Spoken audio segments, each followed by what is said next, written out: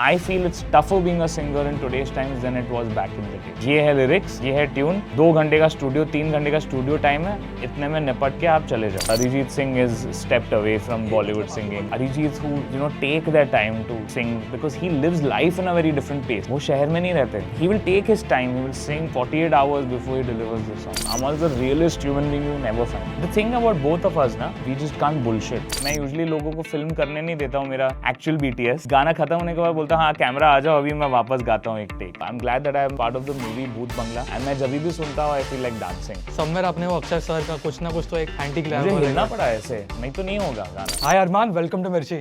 Thanks for having me bro. How are you? I am good. कैसे हो आप? कहाँ पे हो? बहुत टाइम हो गया हम लोगों को मिलके. आई थिंक 2 साल. आई थिंक शादी के बाद आप तो बिजी हो गए. मिर्ची आई नहीं आप. शादी का गोली मत दे. बट हाँ actually more than 2 years it's been.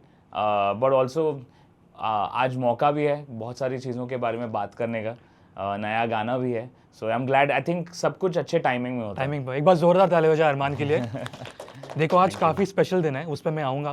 क्यों है मेरे लिए काफ़ी स्पेशल दिन है. बट आप बताइए, गाने को इतना सारा प्यार मिल रहा है, already topping the charts. Ram ji ने आके भला कर दिया सबका. That's all I'd like to say. I think ये गाना एक बहुत ऐसे टाइम पे आया है जहाँ पे दुनिया में बहुत सारी ऐसी चीज़ें हो रही हैं जो बहुत डिप्रेसिंग है, बहुत सैड है. एंड उस टाइम पे एक ऐसा गाना आना जो आपको अपलिफ्ट करेगा, जो एक बहुत सारी एक हैप्पीनेस है गाने में. एंड मैं जब भी सुनता हूँ I feel like dancing. So I am glad that I am part of this song, part of the movie Bhoot Bangla. मैं बहुत बड़ा फ़ैन हूँ of the combination of Akshay Kumar sir and Priyadarshan because both of them have done some really good work together. And Priyan sir का actually मैं जो भी उनके movies रहे हैं बचपन से I have been a fan of all those movies. अमाल और मैं वही देख के हम लोग बड़े हुए हैं. वेदर दैट्स हलचल और इवन हेरा फेरी और इवन द फर्स्ट भूल Bhulaiyaa. So yeah I am glad that I am able to sing for the first time for Priyan sir also. And Pritam dada के बारे में क्या ही बोलूँ, मतलब वो तो हिट मास्टर है हमारे म्यूजिक इंडस्ट्री के. He is given hits after hits. And इस गाने के साथ मुझे लगता है कि प्रीतम सर ने उनकी जो ओजी प्रीतम साउंड था ना वो चैनल किया है. जो 2005 to 2010 में हम उनके सुनते थे. एंड एनीवे 2026 को वो कह रहे कि इज द न्यू 2016. तो एक वो nostalgia wave is coming. So I am glad that I am part of this song. It's done so well. आप लोग को अच्छा लग रहा है. मोस्ट इंपॉर्टेंटली वो बहुत ज़रूरी है. देखो आज मैं जो बोला ना स्पेशल दिन है, आज मैं एज एन रेडियो मिर्ची आरजे नहीं बात करने वाला हूँ. मेरी जो जर्नी स्टार्ट हुई थी मिर्ची में it's because of Akshay sir की वजह से. मैं सिर्फ फोटो लेने के लिए आया था मिर्ची में. आई थिंक 2017 में, नहीं सॉरी 2016 में जब रुस्तम आई थी. एंड उसके बाद मेरी जर्नी यहाँ पे चालू हुई from internship. So one of the reason Akshay sir की वजह से मैं यहाँ पे हूँ. एंड काफ़ी स्पेशल दिन है.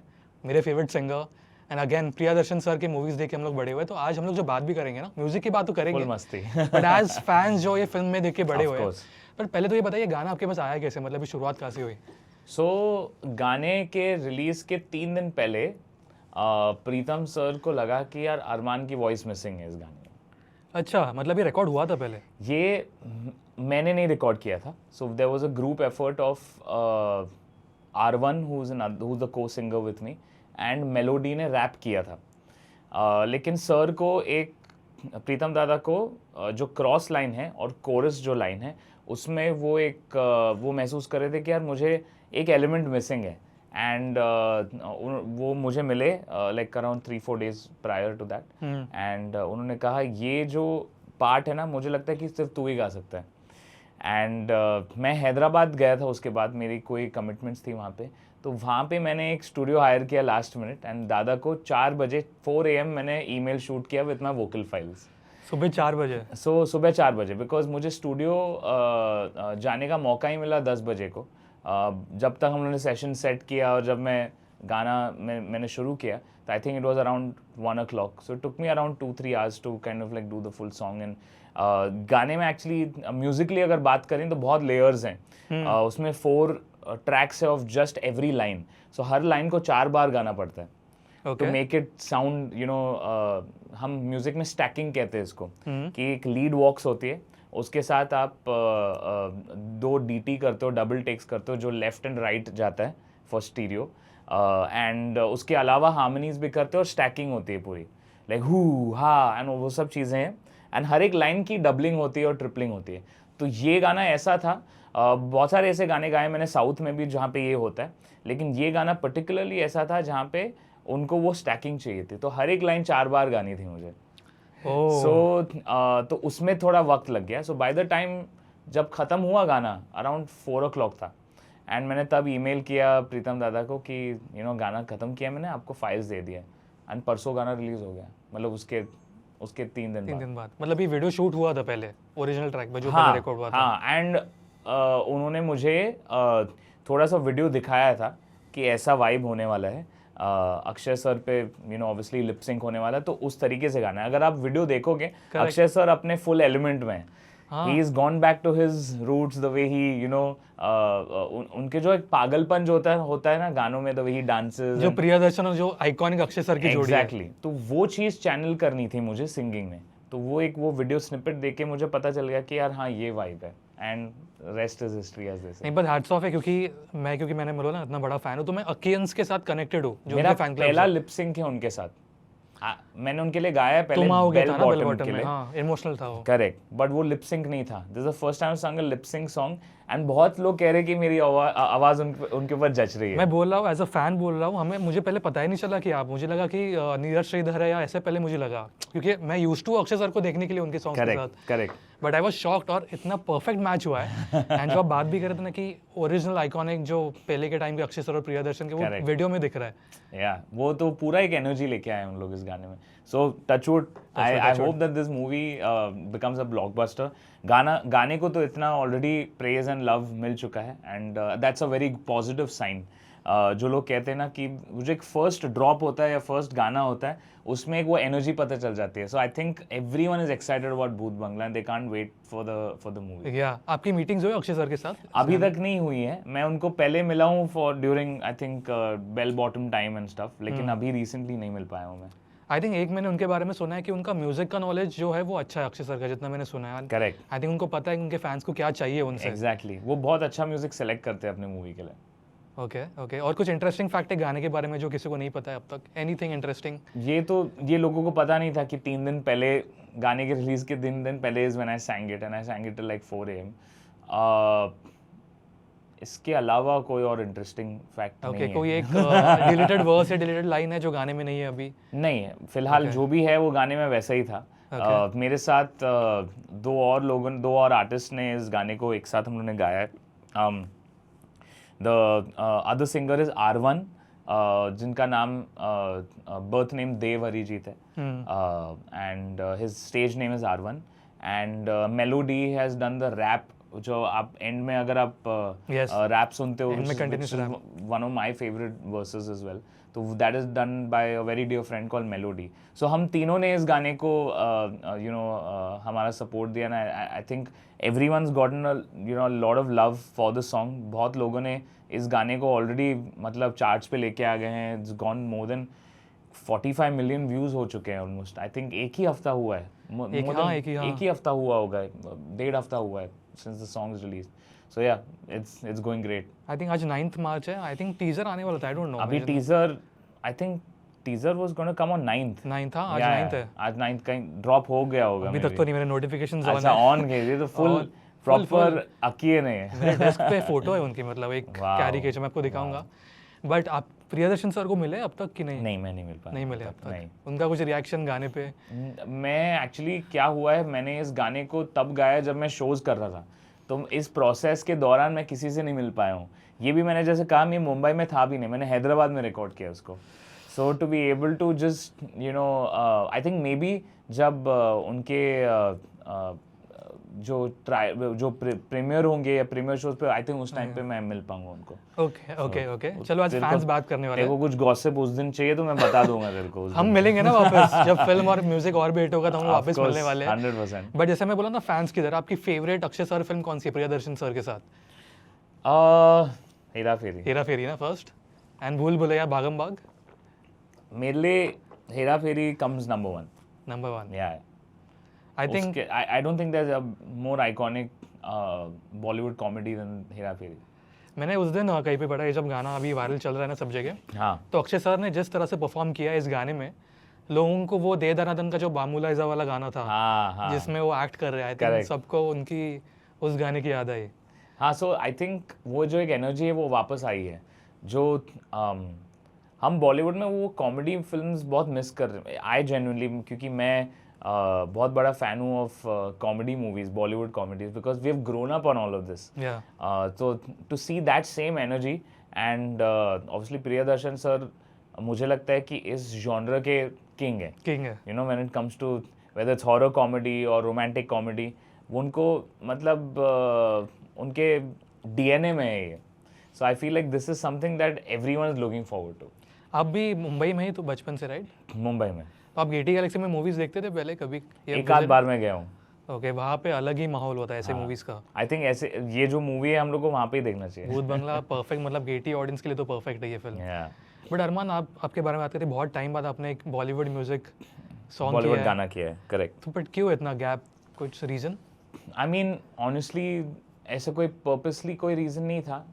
बहुत सारे ऐसे गाने बीच में भी आए हैं एक आध, अभी दे दे प्यार दे टू में भी था। Correct, but I think this last 1 year has been very beneficial for me when it comes to Bollywood movies.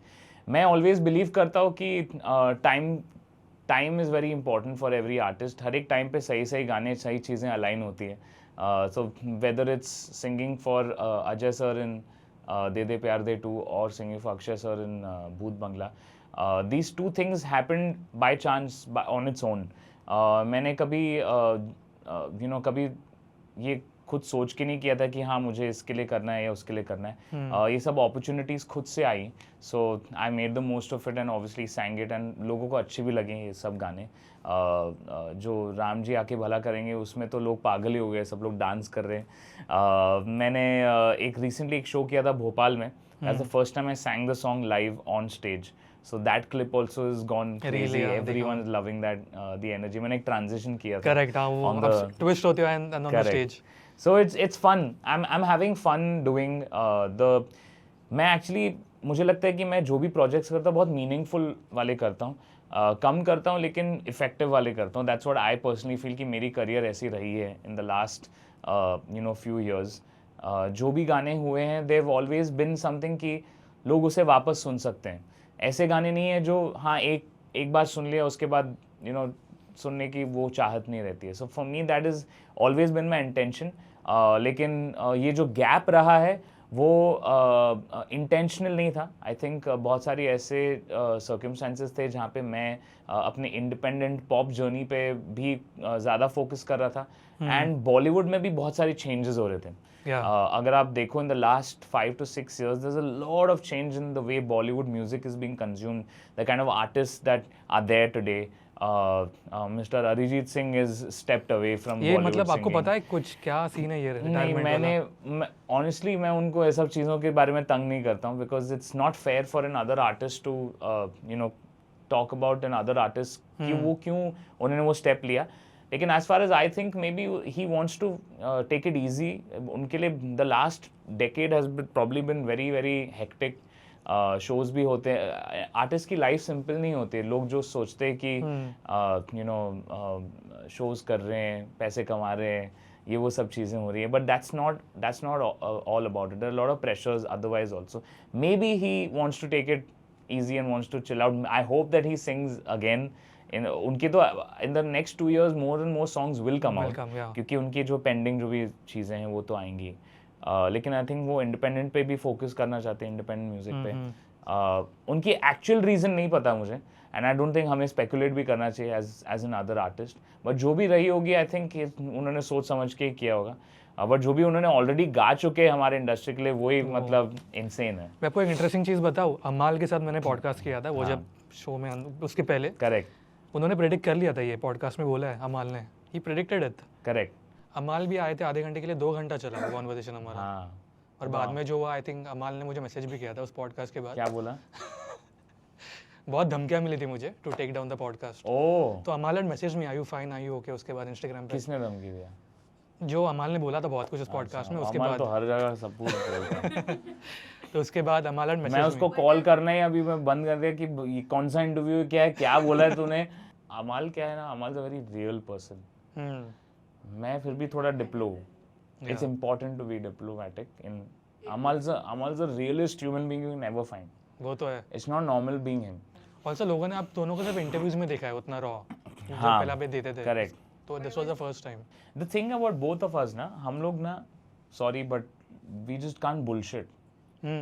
हम लोग के दिल में जो है ना वो बाहर आ जाता बाहर आ है, जाता है। वो है, एंड वो तो और भी बाहर आ जाता है, वो दिल लेके इधर डाल देता है। अमल इज अनदर क्रीचर ऑलरेडी। और मेरे साथ क्या हुआ क्योंकि मैंने उनका इंटरव्यू लिया था और उसके 1.5 महीने बाद वो अंदर चले गए थे, तो मैंने और ज़्यादा कनेक्ट किया एज अ पर्सन उनसे। I don't think we should care more about these trolls and all online. There is no point. बहुत सारे लोग फेसलेस नेमलेस लोग हैं जो बहुत सारी मुझे तो चीजें ट्रोल्स लिखते नहीं, हैं। मुझे तो धमकी आ गई कि बहुत होंगे वो तो वैसे कुछ- होता है। हाँ एक चीज समझ लो, हम लोग इंडस्ट्री में है, जिस इंडस्ट्री में है जहाँ वहाँ पे जो लोग, we are in an industry where all these things are meant to happen, तो हमें एक्चुअली थिक स्किन्ड बनना पड़ेगा। बहुत लोग नहीं हैं, बहुत लोग सॉफ्ट हैं। यानी हमारे पेरेंट्स ज़्यादा स्ट्रेस में आते हैं। मेरे साथ भी वही हो, मेरे मॉम डैड ज़्यादा टेंशन में थे कि अरे फर्स्ट टाइम। मैं बहुत थिक, मेरे को कोई अफेक्ट नहीं करता है, मैं अफेक्ट करने नहीं देता हूँ एक्चुअली, वो बहुत ज़रूरी है। Like people like you, Amal, full immediately वो किसी ने बोला नहीं, वो reaction is not required sometimes. या ओके आखिरी मैं उसको कॉल करता हूँ, भाई काम डाउन। अभी आई थिंक आदत हो गई मुझे लगता है मैं बड़ा भाई हूँ। कभी कभी ऐसा लगता है। Actually that's the relationship we share. Show में भी मतलब जब आप गए थे वो बाय द पूल बैठे थे हाँ, and you go hug them, तो वो तो या ऐसा लगता है कि आप बड़े भाई और वो छोटे भाई है। वो बहुत वल्नरेबल मोमेंट था जब उसको लगा था कि वो he is letting us down, you know, वो बोल रहा बाहर क्या मम्मी डैडी क्या बोल रहे हैं, all that he was very concern कि parents are not affected by it, it was sweet. क्या लाइक बहुत सारे फैक्टर्स हो सकते हैं, बहुत सारे चेंजेस हो रहे हैं बॉलीवुड में, बहुत कम मूवियाँ भी बन रही हैं, तो कम मूवी मीन्स दैट कम म्यूजिक एल्बम्स में जो सिंगर्स हैं वो भी कम हो रहे हैं, और कैसे सिंगर्स आ रहे हैं वो भी चेंज होता चेंज हो रहा है। It depends on the song writers, the composers. थोड़े लोगों की ट्यूनिंग थोड़े लोगों के साथ बैठ जाती है कि this composer works with this singer and this writer and they deliver the best work, so those kind of things are happening, and amidst all of that sometimes magical things happen, sometimes you know, a composer thinks like, no, we need to get Arman and make him sing this song, so it feels good, you know. I think एक singer के लिए सबसे बड़ी बात ये होती है कि गाना तो बहुत सारे लोग गाते हैं हमारे इंडस्ट्री में, we have some amazing singers in our industry. एक सिंगर के लिए सबसे बड़ी बात ये होती है कि जब एक कोई कंपोजर या डायरेक्टर या एक्टर सोचता है कि यार इस गाने के लिए मुझे लगता है कि अरमान बहुत अच्छा लगेगा, क्योंकि उसकी जो एक वॉइस है, जो एनर्जी है, वो इस गाने से जुड़नी चाहिए। ये जब होता है एक सिंगर के लिए ना, वो बहुत बड़ी बात होती है। जब कोई आपको गाने को सुनता है और सोचता है कि यार हाँ ये गाना ना ये सिंगर बहुत अच्छे से निभा पाएगा, that is very important, which is why I सैंग songs like the one that I did for Pritam sir अभी फॉर भूत बंगला, एंड दे दे प्यार दे 2 में भी ऐसे ही हुआ। लव रंजन सर जो डायरेक्टर हैं, उन्होंने चले आना एट संग चले आना फॉर दे दे प्यार दे 1, तो वो उनको एक था कि यार अरमान की आवाज़ होनी चाहिए दे दे प्यार दे में, क्योंकि वो एक फ्रेंचाइज जो बिल्ड हुई है, इट्स लाइक सेइंग कि आशिकी में अरिजीत सिंह सर की आवाज़ नहीं, कैसे नहीं, वो एक डीएनए बन जाता है मूवी का। So it's very special for a singer to feel valued when a director or a music director feels like Arman will sing this song, या Arijit will sing this, or Sonu sir will sing this song, or whoever sings this song, वो एक feeling आनी चाहिए कि हाँ this singer will do a good job with this song. That feeling for me personally as a singer is very fulfilling, because मैं जब studio आता हूँ तो एनर्जी ये है कि यार हाँ अरमान तो किल करके जाएगा इस गाने को, because वो गाना है उसके लिए बना है, या वो डीएनए उसके लिए बनी है। So I always feel a song is made for a singer. जो भी लोग बना रहे, whether the composer sitting with the writer and the director, वो जब बैठ के कोई सिचुएशन पे गाना बना रहे, तभी उस गाने की फेट डिसाइड हो चुकी है, वो गाना और सिंगर की फेट अलाइन हो जाती है उस टाइम पे। That's what I personally believe. नहीं, आई एग्री विथ यू, क्योंकि आपका एक गाना था बेसब्रिया, मतलब कितने बहुत साल हो गए उस फिल्म को, उस गाने को, अभी भी वो गाना आई थिंक उसको 10 साल हो गए। 10 साल हो गए। मतलब जब मेरी लाइफ के अप्स एंड डाउन्स होते हैं तो एक होता है ना मोटिवेशनल सॉन्ग, वो हमेशा मैं सुनता हूँ गाना, वो हमेशा रहा है गाना। तो आई थिंक आपके साथ मैं एग्री करता हूँ। एंड और एक चीज़, जब इंडस्ट्री के बारे में बात कर रहे थे ना, जो अभी ट्रांजिशन फेज चल रहा था आई थिंक 2 साल से, अभी भी चल रहा है, अभी भी चल रहा है, कुछ सेटल नहीं हुआ है। अगर आप देखो तो there is a lot of erraticness, कि लोगों को कुछ समझ नहीं आ रहा है कि क्या हो रहा है, what is happening with the movies. A lot of things depend on now कि हम कैसे लेके आए लोगों को थिएटर्स में to watch a movie today. Obviously anomalies हैं, जैसे धुरंधर हो गया, which is like no one understood. Unexpected. Of course, the movie is awesome, and you know वो एक लोगों ने देखी, वो खुद से हाइप बनी और वो हो गया. लेकिन पहले क्या होता था, इतने सारी मूवियाँ बनती थी and a lot of people used to go and watch it. So now it's about making the right movie which is about the movie. It doesn't matter about marketing and वो सब चीज़ें बाद में आती है अभी, वो तब तो हो ही जाएगा. I think marketing and hype and all is something when once the product is something that लोग interested है कि हाँ हमें ये देखनी है. Like जो भूत बंगला के साथ हो रहा है अभी, to see the energy of Akshay Kumar sir in this song and the way it's sung or the way it's directed and Priyadarshan sir is also there in it. तो एक all the fans, whether that's Akians or my fans Armanians, वो एक energy है कि यार हाँ ये वैसा जो एक product जो बन रहा है जो हम चाहते, we want to go and watch it, want to go and listen to the songs. So many more such things have to happen in Bollywood to get its you know that वो एक golden period हमारा बॉलीवुड में, जैसे लोग बोल रहे कि यार वो आना, वापस आना चाहिए. वो एक फिलहाल ट्रांजिशनरी फेज में है जहाँ पे लोग अभी अलाइन हो रहे हैं. And I feel like finally from 2026 onwards the energy feels a little more lighter. मुझे लगता है 2020 से 2025 ऐसा 5 साल कहाँ चले गए समझ नहीं आया. एंड इतने कन्फ्यूजन में चले गए. So I feel like finally clarity सबको मिल रही है कि हाँ हमें मूवीज़ जो हम दिल से बनाना चाहते हैं, जो ऑडियंस देखनी चाहती है, वो मूवीज़ बन रही है, वैसे गाने बन रहे हैं अभी जो लोग सुनना चाहते हैं. लाइक दिस सॉन्ग ऑनेस्टली, वैसे तो बहुत सारे डांस गाने आए हैं इन द लास्ट 1 ईयर, ये अलग क्यों स्टैंड आउट होता है क्योंकि इसमें एक वो ओरिजिनल बॉलीवुड की एक जो नॉस्टैल्जिया है 2000s का. So we have to understand as an industry, as people, all of us, हम ग्रो अप हुए हैं एक सर्टेन डीएनए के साथ बॉलीवुड के. हम चाहते हैं कि वो एक डीएनए वापस आए. And a lot of creators are now understanding this, whether this come. I can talk about the music industry because film industry में हमारा कोई मतलब I have not done any of the film making part, so I can't talk about that. But music में ये है कि हम सोच रहे हैं कि how can we build a song or make a song that connects with the people in a way where they've grown up with this kind of emotion. जैसे this feels like Pritam sir 2005 के जो प्रीतम sir है वो वापस return किए. So we have to go back to our roots somewhere. I think that's what is happening in 2026. Okay. सब अपने जो DNA में वो वापस जा रहे हैं.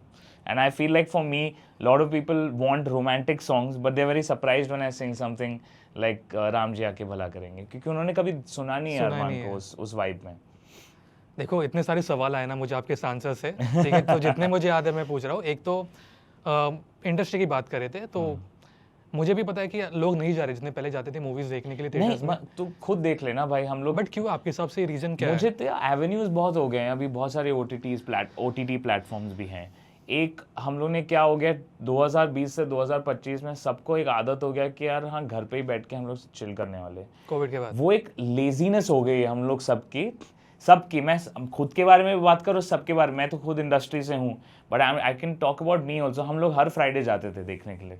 अभी वो मोटिवेशन जो रहा है ना वो नहीं होता अभी, अनलेस कि एक कोई धुरंधर आए या ऐसा कोई मूवी आए जहाँ पे we are motivated to go and see a movie. That is not happening. But overall I can see now that audience की अगर उनको एक मोटिवेशन आए कि हाँ ऐसी मूवी बन रही है, ऐसी एक एल्बम आ रही है जहाँ पे we want to go and consume it, go and want to watch it with our families. That's slowly happening from this year onwards, I feel personally. वो मुझे मेरी इंट्यूशन है, अभी सही हो नहीं हो आई डोंट नो. नहीं, मैं आपसे अग्री करता हूँ क्योंकि ये अगेन मेरा ऑब्जर्वेशन है.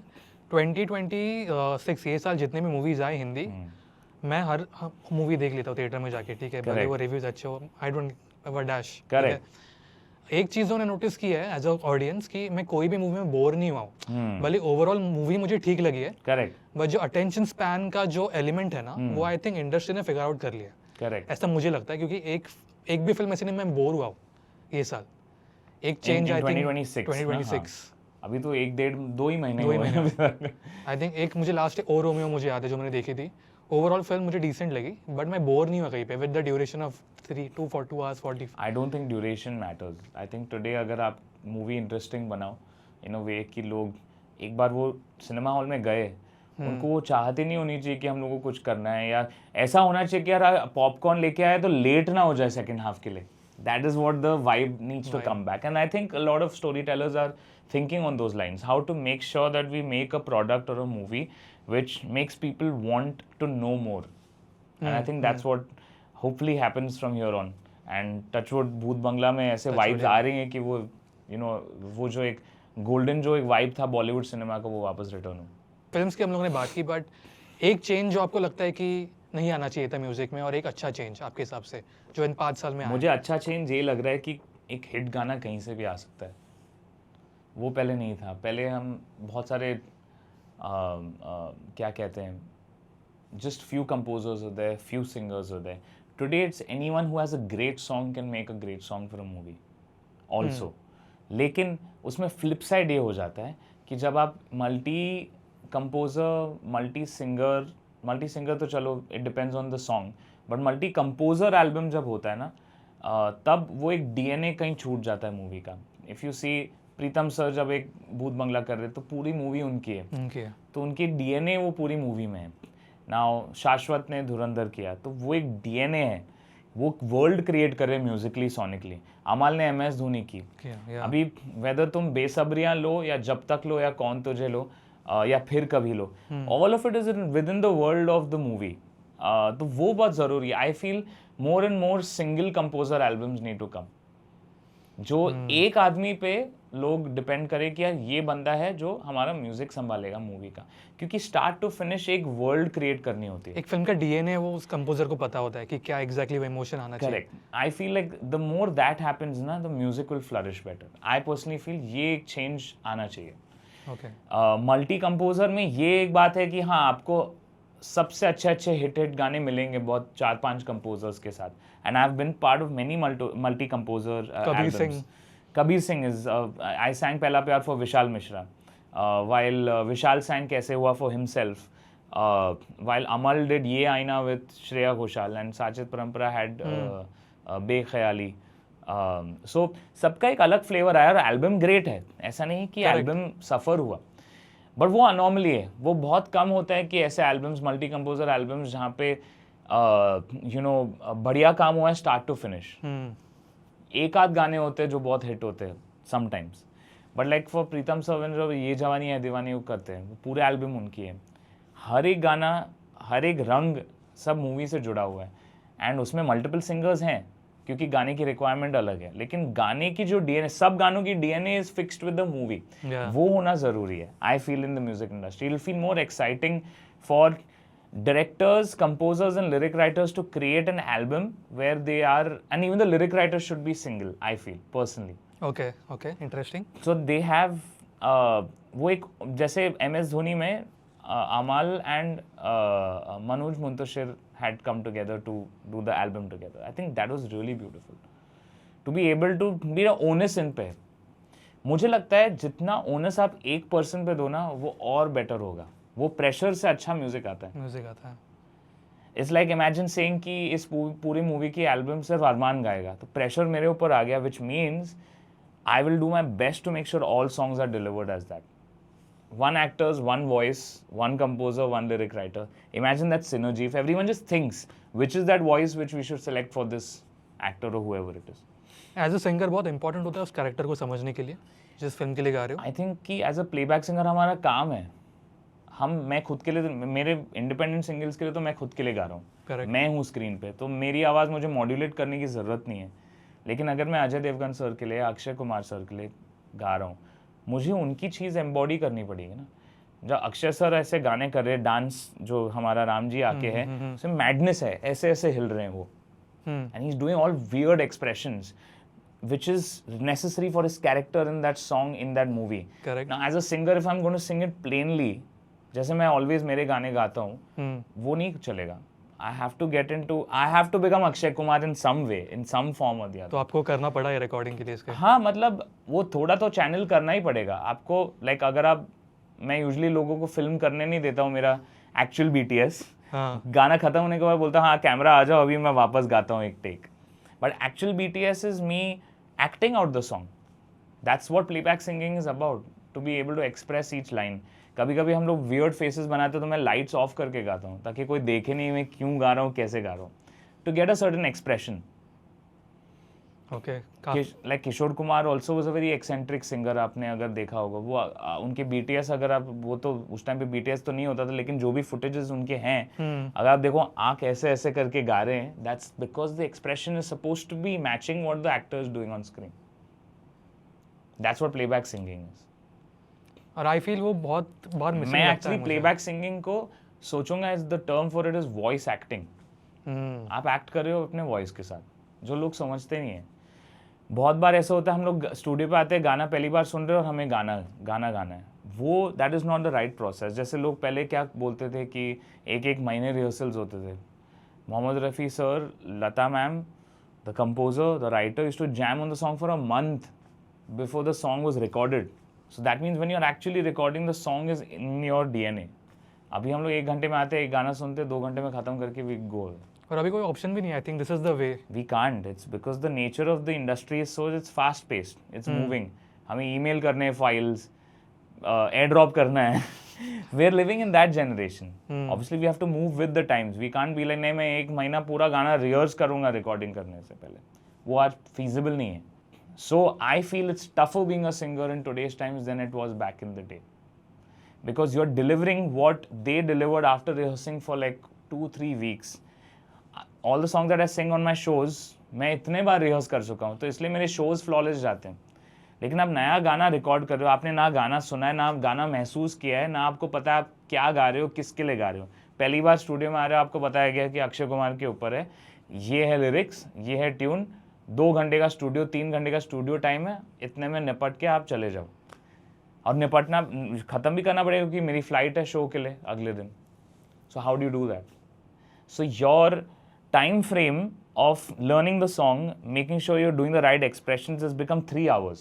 So I've actually, me and other singers who finish in this time frame have become experts कि यार हम सब कुछ वो 3 घंटे में करके दे देंगे to the satisfaction कि कंपोजर खुश रहे, कि गाना सुनने के बाद वो खुश है कि हम लोगों ने अच्छा काम किया.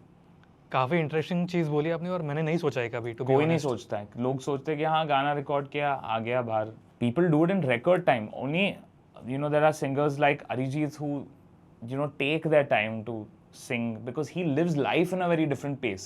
वो शहर में नहीं रहते, वो घर से ही आते वो हैं, गांव में अपने रहते स्टूडियो हैं, अपने गांव में रहते हैं जो कोलकाता में, वेस्ट बंगाल में. West Bengal. So he will take his time, he will sing 48 hours before he delivers the song. But that's because he leads life like that. Not necessarily everyone leads life like that. Because we have like I'm sure he also has had situations जहाँ पे show है फिर recording भी है, लेकिन वो अपनी दुनिया को काफ़ी स्लो कर देते हैं. He likes living in that manner. Not today it's very fast paced. मेरे को आज कॉल आता है, आज रिकॉर्डिंग है रात को और कल मेरी फ्लाइट है कोई शो के लिए. Shit. मतलब एज एन आर्टिस्ट प्रोफेशनल दादा ने कॉल किया इस गाने के लिए, मैं हैदराबाद में था, मैं बोलूँगा 3 दिन बाद में आके बॉम्बे में करूँगा, तब तक गाना रिलीज हो गया. So catching the opportunity, making sure you sing it at the right time, do a good job with it. ऐसे नहीं कि जल्दी का काम खराब कर दो. प्लस द प्रेशर कि लोगों को कैसे लगे. Exactly. So people don't see all these things. सबको लगता है कि हाँ hotel room, flight, sweets, you know all these things are there. It's not as easy as it seems. And उसमें सर्दी खांसी फैक्टर इन कर लो, वो तो खाना पीना फिर अलग ही देखना पड़ेगा आपको as an artist. So it's tough, it's not easy. एक चीज़ जो मुझे सवाल आया था आपको पूछने के लिए कि राम जी आके भला करेंगे, क्योंकि जो भूल भुलैया मूवी थी उसमें भी हरे कृष्ण हरे राम जो सॉन्ग था करेक्ट, काफ़ी वायरल. तो आपने कभी सोचा कि आप पे थोड़ा ही प्रेशर है कि क्योंकि वो भी एक गाना था? कोई प्रेशर, मैं प्रेशर ले रहा ही नहीं हूँ आजकल. बस दिमाग में आया था थोड़ा भी कि दिमाग एक में सॉन्ग कुछ ऐसे नहीं बने. आया था, इतना था कि भाई 2 घंटे गाना खत्म करके देना है प्रीतम दादा को. कोई और प्रेशर नहीं था. एंड कभी कभी ना प्रेशर में अच्छा काम हो जाता है. प्रेशर उस हिट के नहीं थी कि यार वो गाने जो भूल भुलैया में थे वैसे ही हिट करना है उस गाने को. ये गाना जो आया है उसको अच्छे से निभा के I have to give it to my composer. That's the only thing. No, I don't think we should ever have a pressure. Like हमने घर से निकलते ही जब बनाया था, यस रेस्पॉन्सिबिलिटी है जब आप रिक्रिएट कर रहे हो. When you recreating a song that's already existing, तब एक होता है कि यार हमें बहुत यू नो सोच समझ के इसको we have to make recreation में. करेक्ट, वो रेस्पॉन्सिबिलिटी रहती है उसमें. इसमें it's a new song all together, तो न्यू एनर्जी के साथ you have to sing it with all your best ability, that's all. पता नहीं मुझे वो आपके BTS रिकॉर्ड नहीं हुआ है, बट मैं सोच रहा हूँ कैसे आपने ये रिकॉर्ड किया होगा, बिकॉज समवेयर आपने वो अक्षय सर का कुछ ना कुछ तो एक एंटी मुझे हिलना पड़ा ऐसे, नहीं तो नहीं होगा गाना, ऐसे ऐसे स्ट्रेट गा के तो नहीं होगा वो गाना. Most singers like even if you see whether it is शान सर ऑल्सो, उनके कोई BTS है जहाँ पे वो बहुत स्माइल करके गा रहे, वो स्माइल लाइन में आ जाता है. तो इट्स वेरी इंपॉर्टेंट कि कैसे गाना गा रहे हो आप, कैसे एनर्जी में हो. कभी कभी आपको जोन में रहना होता है. एक डायरेक्ट सवाल है आपसे, क्योंकि मैं आपको 2 साल पहले मिला था, एंड डू यू फील कि शादी के बाद in general as a person you have change थोड़ा, लाइक थोड़ा मेलो या थोड़ा एक चेंजेस आते हैं as a person? I think आपके जो लाइफ का एक आउटलुक हो जाता है वो चेंज होता है, क्योंकि आप तब तक सिर्फ अपने बारे में सोच रहे हो, आपके करियर के बारे में सोच रहे हो, आपके लाइफ के बारे में सोच रहे हो. Suddenly there's another human being into the equation, and आपको हर चीज़ दोनों को एक साथ वाला जो एक चीज़ है उस तरीके से सोचना है, यहाँ से हम लाइफ कैसे लीड कर रहे हैं टुगेदर. सो वो जो एक पर्सपेक्टिव चेंज होता है वो बहुत सारी चेंजेस उसके वजह से आ जाती है. आपकी जो लाइफ के डिसीजंस होते हैं, जिस तरीके से आप चीज़ें चूज़ करते हो, कभी कभी आपको एक वो वर्क लाइफ बैलेंस जो होता है वो मेंटेन करना होता है. Lot of people in our industry unfortunately don't get to have that कि यार हाँ पर्सनल लाइफ भी सही है और वर्क लाइफ भी सही है. वो क्योंकि उनको एक बैलेंस मेंटेन करना इंपॉर्टेंट है. थोड़े प्रोजेक्ट्स को कभी कभी ना बोलना भी पड़ता है, विच इज़ इम्पॉर्टेंट. लाइक के sir used to do this. Is I remember him sharing और समवेयर आई हर्ड दैट वो जब वेकेशन पे थे ना, वो वेकेशन पे थे, जब उनकी फैमिली टाइम थी वो उनकी फैमिली टाइम थी. वो एक सेपरेशन आना ज़रूरी है एक ह्यूमन के ओवरऑल 360 डिग्री में. क्योंकि क्या है ना, बहुत सारी चीज़ें इस दुनिया में जिस तरीके से चीज़ें जा रही हैं, वर्क और सब ये सब आज रहेगा कल नहीं रहेगा क्या पता आपको. बट ये जो लोग हैं आपके साथ जो जुड़ रहे हैं, like obviously your partner and like my partner, that is the real thing. Rest everything is all transient. वो आता है जाता है. आप कर पाते हो बैलेंस? मैं तो बहुत अच्छे से कर पाता हूँ, अगर देखा है. वो बाहर वाले लोग पर्सपेक्टिव देख सकते हैं, मुझे खुद लगता है कि मैंने बहुत अच्छे से वर्क लाइफ बैलेंस मेंटेन किया है. I do a lot of concerts, I do a lot of recordings, but I also take out time to go on vacations, have down time, spend time with my pet, with Ashna, have our personal time. I think that's very important. वो balance बहुत ज़रूरी है. और जो ये balance को कर पाया वो I think is enviable for any human being. मैं थोड़ा सा ऑर्गेनाइज चलता हूँ. मेरा 3 महीने का स्केड्यूल सब लिखा हुआ है, मैं सबको कॉपी पेस्ट करके बोल रहा हूँ ये मेरा स्केड्यूल है. लाइक प्लान्ड आपको पसंद है? I feel it's very important. आपका डाउन टाइम भी प्लान होना चाहिए, कि काम कब कर रहे हो और चिल कब कर रहे हो. ये दोनों चीज़ें अगर प्लान नहीं होंगे तो आप कभी चिल भी नहीं कर पाओगे और अच्छे से काम भी नहीं कर पाओगे. आखिरी सवाल, आपको इतने साल अभी हो गए इंडस्ट्री में, पर्सनली प्रोफेशनली जितनी मैंने जर्नी आपकी देखी है, एक चेंज मुझे दिख रहा है अभी अरमान में. इन 2 सालों में भी एक चेंज दिखा मुझे. करेक्ट. इसलिए मैंने पूछा. बट एक चीज़ जो आपने सीखी है इस इंडस्ट्री से, जो आप बताना चाहोगे लोगों को, कि एक चीज़ जो आपको हमेशा याद रहेगी इस इंडस्ट्री से, पर्सनली एंड प्रोफेशनली? वक्त कभी भी बदल सकता है. I think that is something that I have always learned. A lot of people in my absence of singing Bollywood songs thought I've left the industry, or I'm not doing songs in Bollywood, or they're not doing songs with me, or something like that. वो I think is सबकी एक journey होती है. मेरी एक independent journey थी to do chase my dreams. जो मैं इतने सालों से 15 साल का जो अरमान था उसकी ड्रीम थी वो ग्लोबल म्यूज़िक करे. और बहुत सालों तक वो ड्रीम मैंने दबा के रखी हुई थी, क्योंकि पापा ने कहा था कि तू इंडिया से है, बॉलीवुड सबसे इम्पोर्टेंट है. सो फिल्म इंडस्ट्री में मैंने जो काम किया है वो उस सक्सेस को वो मैं मेरे पेरेंट्स को डेडिकेट करना चाहता हूँ. लेकिन अभी से जो जर्नी रहेगी मेरी from this year onwards, I would say is more about me, more about what my dreams are, what that 15-year-old Arman wanted to chase. And I always believe कि यार इंडिया से एक ग्लोबल सुपरस्टार तो बनता है, और वो मैं बनता हूँ. एक बार जोरदार ताली हो जाए अरमान के लिए. Thank you so much. आपके म्यूज़िक ने पर्सनली मुझे काफ़ी कुछ दिया है, एंड ऐसे ही आप म्यूज़िक करते रहिए. And thank you so much.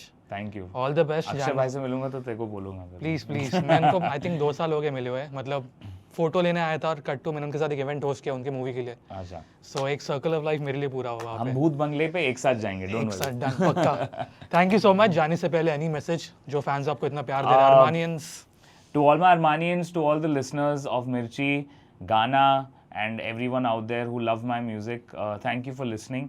आप लोग इतना प्यार देते हो, उसी वजह से मैं आज इस मुकाम पे पहुंचा हूँ. I hope to repay you by giving good music to you and एक बड़ी वाली झप्पी to all of you guys, love you all.